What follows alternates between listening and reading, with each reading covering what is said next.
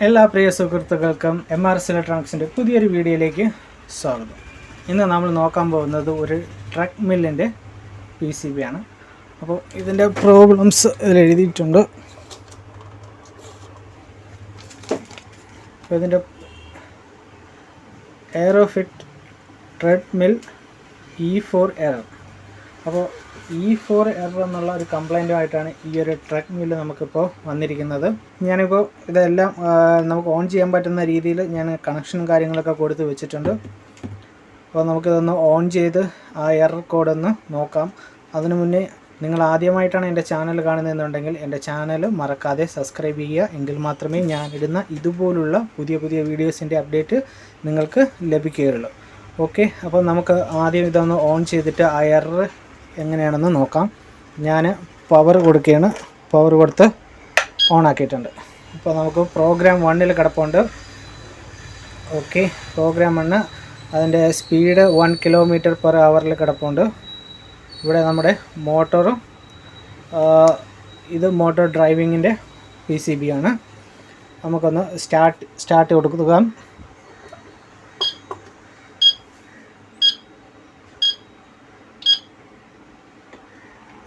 ഇപ്പോൾ മോട്ടോർ എടുത്തിട്ടുണ്ട്, motor കറങ്ങുന്നുണ്ട്. Okay, ഇതാണ് ഈ ഒരു മോട്ടോർ എടുത്ത് മോട്ടോർ റൺ ചെയ്ത്, പക്ഷേ E04 എറർ വന്നിട്ടുണ്ട്. പിന്നെ എയറോഫിറ്റ് ട്രെഡ്മില്ലിൻ്റെ E04 എറർ എന്ന് പറയുന്നത് ഇതിൻ്റെ മോട്ടറിൻ്റെ സ്പീഡ് കറക്റ്റ് അല്ല. അതായത് സ്റ്റാർട്ട് ചെയ്യുന്ന സ്പീഡ്, അത് റണ്ണിങ് സ്പീഡ് കറക്റ്റ് അല്ലാത്തത് കൊണ്ടിട്ടാണ് ഈ ഒരു E04 എറർ വരുന്നത്. ഓക്കെ, അപ്പോൾ E04 എറർ വരാൻ എന്താണ് കാരണമെന്ന് നമുക്കിതിനകത്ത് നോക്കാം. അപ്പോൾ നമുക്ക് ഈ ഒരു ബോർഡാണ് ഇതിൽ ചെക്ക് ചെയ്യാനുള്ളത്. അപ്പോൾ ഇതിൻ്റെ IGBTയും ഡയോഡും കാര്യങ്ങളെല്ലാം ഓക്കെയാണ്. അത് ഓക്കെ ആയതുകൊണ്ടിട്ടാണ് മോട്ടോർ റണ്ണായത്. അല്ലെന്നുണ്ടെങ്കിൽ E04 എറർ വരും, മോട്ടോർ റണ്ണാവാതെ ഇരിക്കും. ആ ഒരു സാഹചര്യത്തിൽ നമുക്ക് IGBT കംപ്ലൈൻ്റ് ആവാൻ സാധ്യത വരും. ബാക്കി അതിനകത്തുള്ള ഹൈ സൈഡിലുള്ള പല കമ്പോണൻറ്റുകളും കംപ്ലൈൻ്റ് ആവാൻ സാധ്യത ഉണ്ടായിരിക്കും. പക്ഷേ ഇതിൻ്റെ ഒരു കാര്യത്തിൽ നമുക്കിവിടെ മോട്ടോർ റണ്ണിങ് ചെയ്യുന്നുണ്ട്. കറക്റ്റ് ആക്ടിവേഷൻ ആവുന്ന സമയത്ത് മോട്ടോർ റണ്ണിങ് ചെയ്യുന്നുണ്ട്, പക്ഷേ മോട്ടോർ സ്പീഡില്ല. അപ്പോൾ ആദ്യം ഇതിൽ ചെക്ക് ചെയ്യേണ്ട കാര്യം എന്ന് പറയുന്നത് നമുക്കിതിനകത്തുള്ള വോൾട്ടേജാണ്. ആ വോൾട്ടേജ് കറക്റ്റ് നമുക്ക് ഈ ഒരു കപ്പാസിറ്ററിൽ 320 വോൾട്ട് കറക്റ്റ് ഉണ്ടോയെന്ന് നോക്കുക.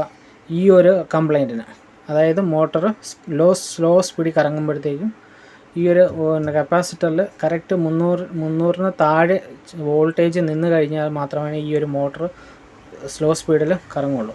അപ്പോൾ ആദ്യം ആ ഒരു കാര്യം നമുക്ക് ചെക്ക് ചെയ്ത് നോക്കാം. ഓക്കെ, അപ്പോൾ നമുക്കിതിൻ്റെ വോൾട്ടേജ് കാര്യങ്ങളൊക്കെ ചെക്ക് ചെയ്ത് നോക്കാം. അപ്പോൾ ഇതാണ് നമ്മുടെ മെയിൻ സപ്ലൈ ലൈന് വരുന്നത്.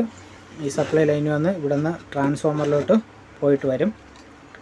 അപ്പോൾ ഇവിടെ ഈ ഒരു സൈഡിലിരിക്കുന്ന ഇതാണ് നമ്മുടെ മെയിൻ ഡയോഡ് എന്ന് പറയുന്നത്. അതായത് ഹൈ സൈഡിൽ ഈ മോട്ടോർ വർക്ക് ചെയ്യാനുള്ള DC മോട്ടറാണ്. ഇതിൽ DC മോട്ടോർ വർക്ക് ചെയ്യാനുള്ള ആ ഡയോഡ്, റെക്ടിഫിക്കേഷൻ ഡയോഡാണ് മെയിൻ ഡയോഡ് ഉണ്ടായിരിക്കുന്നത്. അപ്പോൾ ആ ഡയോഡിലുള്ള വോൾട്ടേജാണ് നമ്മൾ ആദ്യം ചെക്ക് ചെയ്ത് നോക്കേണ്ടത്. അപ്പോൾ മൾട്ടിമീറ്റർ ഇപ്പോൾ നമുക്ക് വോൾട്ടേജ് മോഡിലിട്ടിട്ട് ഇതിൻ്റെ പോസിറ്റീവ് നെഗറ്റീവിൽ, ആ ഡയോഡിൻ്റെ പോസിറ്റീവ് നെഗറ്റീവിൽ എത്ര വോൾട്ടേജ് വരുന്നുണ്ടെന്ന് നോക്കാം. ആദ്യം നമുക്ക് പവർ ഒന്ന് ഓൺ ചെയ്യാം. അപ്പോൾ ഞാനിപ്പോൾ പവർ ഓൺ ചെയ്തിട്ടുണ്ട്. പവർ ഓൺ ചെയ്തിട്ട് ഇതിൻ്റെ പോസിറ്റീവ് നെഗറ്റീവിലും വോൾട്ടേജ് പെട്ടെന്ന് തന്നെ 320 വരെയണം. പക്ഷേ ഇവിടെ ഇത് നമ്മൾ ഓൺ ചെയ്തതിന് ശേഷം ഈ ഒരു റിലേ ഓൺ ആവും. അതിനുശേഷമാണ് ഈ ഒരു ഇതിലോട്ട് സപ്ലൈ വന്ന് ഈ കപ്പാസിറ്റർ ചാർജ് ആവുന്നത്. മിക്കവാറും ഈ കപ്പാസിറ്റർ കംപ്ലൈൻറ്റ് ഉണ്ടാവാൻ, അല്ലെന്നുണ്ടെങ്കിൽ ഈ റിലേ പ്രശ്നം ഉണ്ടാകുന്നതും കൂടെ ചെക്ക് ചെയ്ത് നോക്കണം. കാര്യം ഞാൻ ഇതിൽ ഇപ്പോൾ വോൾട്ടേജ് വരുന്നുണ്ട്, പക്ഷേ റിലേ അടിച്ചതിൻ്റെ ശബ്ദമൊന്നും ഞാനിതിൽ കേട്ടില്ല. അപ്പോൾ നമുക്ക് ആ വോൾട്ടേജ്, അപ്പോൾ മൾട്ടിമീറ്റർ AC മോഡിലാക്കാം. AC മോഡിലാക്കിയിട്ട് ഇവിടെ നമുക്ക് 220 വോൾട്ടേജ്, 235 വോൾട്ടേജ് ഉണ്ട്. ഡയോഡിൻ്റെ സൈഡ് 215 വോൾട്ട്. ഇവിടെ 234 വോൾട്ട് വരുന്നുണ്ട്. പക്ഷേ ഡയോഡിൻ്റെ സൈഡിൽ നമുക്ക് 219 വോൾട്ടേ ഉള്ളൂ. അപ്പോൾ ഈ ഒരു സെക്ഷനിൽ വോൾട്ടേജ് എവിടെയോ ഡ്രോപ്പിംഗ് ആവുന്നുണ്ട്. അപ്പോൾ എനിക്ക് തന്നെ ഈ റിലേ കറക്റ്റായിട്ട് വർക്കിംഗ് അല്ലെന്നാണ് തോന്നുന്നത്. ആദ്യം ഈ ബോർഡ് ഇതിനകത്തുനിന്ന് ഒന്ന് അഴിച്ചെടുക്കാം. ഓക്കെ, ഞാനിപ്പോൾ ബോർഡിൽ നിന്ന് അഴിച്ചെടുത്തിട്ടുണ്ട്. ഇനി നമുക്കിതൊന്ന് അതിൻ്റെ ബാക്ക് സൈഡിലെ പ്രിൻ്റൊക്കെ കാര്യങ്ങളൊക്കെ ഒന്ന് നോക്കാം. അപ്പോൾ ഇവിടെ ഇതിൻ്റെ ആ ഒരു കണക്ഷൻ രീതി ഒന്ന് നമുക്ക് ചെക്ക് ചെയ്ത് നോക്കാം. അപ്പോൾ ഞാൻ മൾട്ടിമീറ്റർ ഡീപ്പ് മോഡിൽ ഇട്ടിട്ടുണ്ട്. അപ്പോൾ ഇത് ന്യൂട്രൽ, ഇത് ഫേസ് ലൈന്. ഓക്കെ, ഇത് രണ്ടും നമ്മുടെ മെയിൻ സപ്ലൈ കയറി വരുന്നത്. അപ്പോൾ നമുക്ക് ഈ ഒരു ന്യൂട്രലിൽ നിന്ന് നമുക്ക് ഈ ഒരു ഡയോഡിൽ ഒരു പോയിൻ്റ് പോകുന്നുണ്ട്. ഇവിടെ നിന്ന് നേരെ ഇവിടെ എത്തുന്നില്ല. അപ്പോൾ ഇത് ഫ്യൂസ്, ഈ ഫ്യൂസ് ഇവിടെ ഈ ഫ്യൂസ് വന്നിട്ട് ഇത് റിലേ ആണ്. ഈ റിലേന്ന് കയറി ഇറങ്ങി ഇവിടെ വന്നിട്ട് നേരെ ഇവിടെ വരും.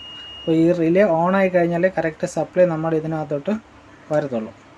അപ്പോൾ നമുക്കൊന്ന് പവർ ഓൺ ചെയ്തിട്ട് ഈ റിലേ കറക്റ്റായിട്ട് വർക്ക് ചെയ്യുന്നുണ്ട്. ഈ റിലേയിൽ നമുക്കിവിടെ 12 വോൾട്ട് കിട്ടുന്നുണ്ടോ എന്ന് ചെക്ക് ചെയ്യണം. അപ്പോൾ നമ്മുടെ റിലേ എത്ര വോൾട്ടേജാണ്? ഇപ്പോൾ ആ റിലേ 12 വോൾട്ട് റിലേ ആണ്. നമ്മുടെ ഇവിടെ 12 വോൾട്ട് എഴുതിയിട്ടുണ്ട്. 12 വോൾട്ട് ഈ റിലേയുടെ കോയിൽ സൈഡ് കിട്ടുന്നുണ്ടോ ഇല്ലയെന്ന് ചെക്ക് ചെയ്ത് നോക്കണം. ഓക്കെ, അപ്പോൾ ആദ്യം നമുക്കൊന്ന് പവർ കൊടുക്കാം. പവർ കൊടുത്തിട്ടുണ്ട്. ഇനി വോൾട്ടേജ്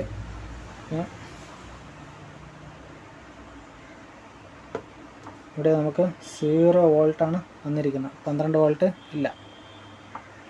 ഓക്കെ, അപ്പോൾ ഈ റിലേനെ ഡ്രൈവ് ചെയ്യുന്ന ആ ഒരു ട്രാൻസിസ്റ്ററാണ് ഈ ഇരിക്കുന്നത്. ഇത് 2N2222ൻ്റെ ട്രാൻസിസ്റ്ററാണ്.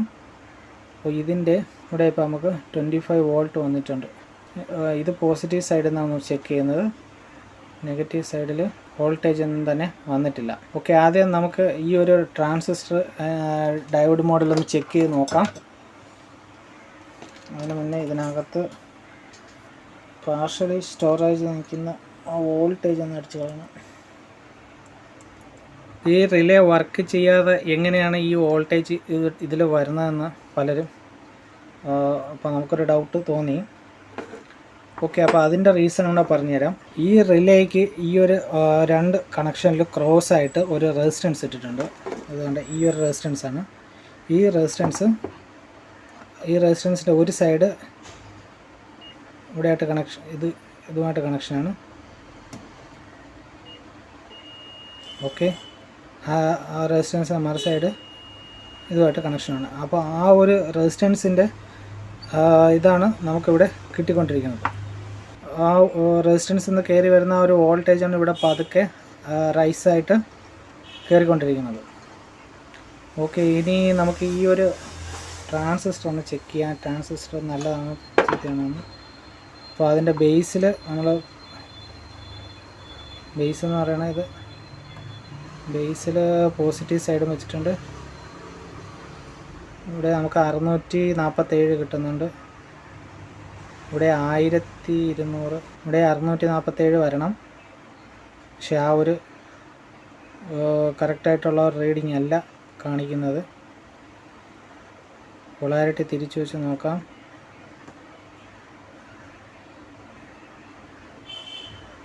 Same reading. കാര്യം ഇതിൻ്റെ എമിറ്റർ സൈഡിൽ കറക്റ്റ് റീഡിങ് വരുന്നില്ല. അപ്പോൾ നമുക്ക് ഇവിടെ ഇതിനിടയിൽ ഇരിപ്പുണ്ട് ആ ഒരു കുഞ്ഞ് ട്രാൻസിസ്റ്റർ ഇവിടെയായിട്ട് ഇരിപ്പുണ്ട്. അതിൽ എഴുതിയിട്ടുണ്ട് 2N, കാണാൻ പറ്റുന്ന 2N2222. ഓക്കെ, ഈ ഇരിക്കുന്ന ട്രാൻസിസ്റ്റർ, ഈ ട്രാൻസിസ്റ്റർ നമുക്ക് മാറ്റിയിട്ട് വേറൊരു ട്രാൻസിസ്റ്റർ കണക്ഷൻ കൊടുക്കാം. ഓക്കെ, അപ്പോൾ ഞാൻ ഇതിനകത്തിരുന്ന ആ ചെറിയ ട്രാൻസിസ്റ്റർ ഒടിച്ചെടുത്തിട്ടുണ്ട്. ഇനി അവിടെ നമുക്ക് വേറൊരു ട്രാൻസിസ്റ്റർ കണക്ഷൻ കൊടുത്ത് നോക്കാം കറക്റ്റായിട്ട് വർക്ക് ചെയ്യുന്നുണ്ടോ ഇല്ലയെന്ന്. ഓക്കെ, അപ്പോൾ ഞാനിപ്പോൾ ഇവിടെ ഒരു ട്രാൻസിസ്റ്റർ സോൾഡർ ചെയ്ത് പിടിപ്പിച്ചിട്ടുണ്ടായിരുന്നു. എൻ്റെ കയ്യിൽ ഈ ഒരു സെയിം 2N2222ൻ്റെ ട്രാൻസിസ്റ്റർ ഇല്ല. ഞാനിപ്പോൾ ഇവിടെ സെറ്റ് ചെയ്തിരിക്കുന്നത് ഇതിന് ഈക്വലൻ്റ് ആയിട്ടുള്ള ഒരു ട്രാൻസിസ്റ്ററാണ്. അത് D667A എന്ന് പറഞ്ഞിട്ടുള്ള ഈക്വലൻ്റ് ആയിട്ടുള്ള ഒരു ട്രാൻസിസ്റ്റർ, NPN ട്രാൻസിസ്റ്റർ സെറ്റ് ചെയ്തിട്ടുണ്ട്. ഇനി നമുക്ക് ഓൺ ചെയ്തിട്ട് ഇവിടെ 12 വോൾട്ട് വരുന്നുണ്ടോ ഇല്ലയെന്ന് നോക്കാം. ഓക്കെ, അപ്പോൾ ഞാൻ ഒന്ന് പവർ ഓൺ ചെയ്യാണ്. ഓക്കെ, പവർ ഓൺ ചെയ്തപ്പോൾ തന്നെ റിലേ അടിച്ചതിൻ്റെ ആ ഒരു ശബ്ദം കേട്ടായിരുന്നു. നമുക്കിനി ഈ ആ ഒരു റിലേയുടെ കോയിലിൽ എത്ര വോൾട്ടേജ് ഉണ്ടെന്ന് നോക്കാം. ഇവിടെ നമുക്ക് 9.8 വോൾട്ടേജ് റിലേ വർക്കിംഗ് ആയിട്ടുണ്ട്. നമുക്കൊന്നും കൂടെ പവർ കൊടുത്തിട്ട് ഈ എറർ വരുന്നുണ്ടോ ഇല്ലയോ എന്ന് ചെക്ക് ചെയ്യാം.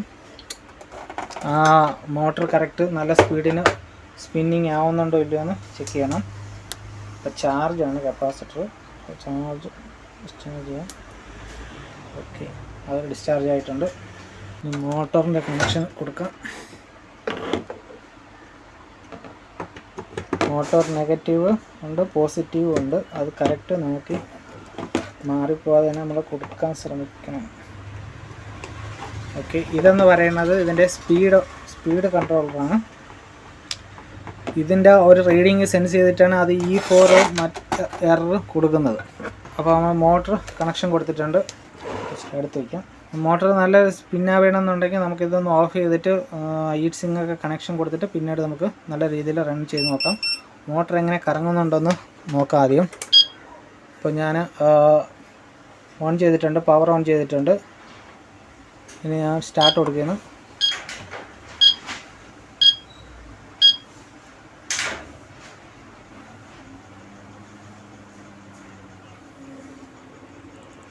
ഓക്കെ, നേരത്തെ ഈ സമയത്തിനുള്ളിൽ അത് മോട്ടർ എറർ വരാനുള്ളതാണ്. ഇപ്പോൾ എറർ വരുന്നില്ല. ഞാൻ കാര്യം IGBT നല്ല ഹീറ്റായി പോയി കഴിഞ്ഞാലേ പിന്നെ അത് പണിയാവും. അതുകൊണ്ട് നമുക്ക് ഹീറ്റ് സിങ് കൂടെ ഫിറ്റ് ചെയ്തിട്ട് ഫുള്ള് റൺ ചെയ്ത് നോക്കാം. ഇപ്പോൾ കറക്റ്റായിട്ട് അത് റണ്ണിങ് ആവുന്നുണ്ട്. അപ്പോൾ ഈ ഹീറ്റ് സിങ് ആദ്യം നമുക്കൊന്ന് ഇതിലൊന്ന് പിടിപ്പിക്കാം.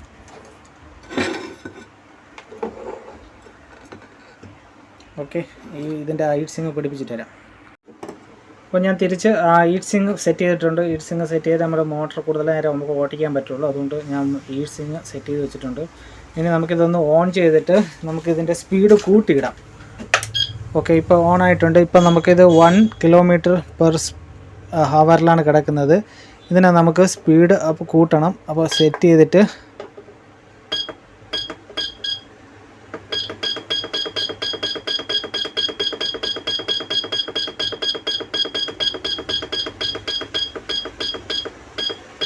അപ്പോൾ നമുക്കൊരു 5 km സ്പീഡ് ആക്കിയിട്ടുണ്ട്. ഇനി നമുക്കിതൊന്ന് സ്റ്റാർട്ട് ചെയ്ത് കൊടുക്കാം. ഓക്കെ, ഈ മോട്ടർ നല്ല സ്പീഡിന് കറങ്ങുന്നുണ്ടോയെന്ന് ചെക്ക് ചെയ്യണം.